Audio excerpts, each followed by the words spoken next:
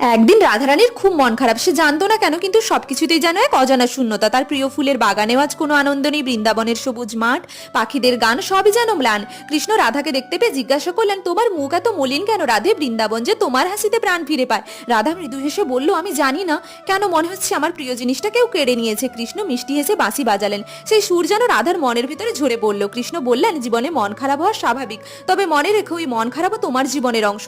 যেমন অন্ধকার ছাড়া আলো বোঝা যায় না, তেমনি মন খারাপ ছাড়া সুখের আসল মানে বুঝবে কিভাবে?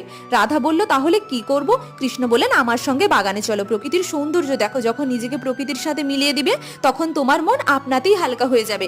রাধা কৃষ্ণের হাত ধরে হাঁটতে শুরু করলো। তাদের চারপাশের গাছপালা, পাখির গান এবং নদীর কুলকুল ধ্বনি যেন জীবনের নতুন সুর বয়ে আনলো। সেদিন রাধা বুঝতে পারলো, মন খারাপের সময় নিজের মধ্যে না ডুবে প্রকৃতির কাছে গেলে, কৃষ্ণের সান্নিধ্যে গেলে জীবনের প্রতিটা মুহূর্ত সৌন্দর্যের উপলব্ধি করা যায়। হরে কৃষ্ণ, রাধে রাধে।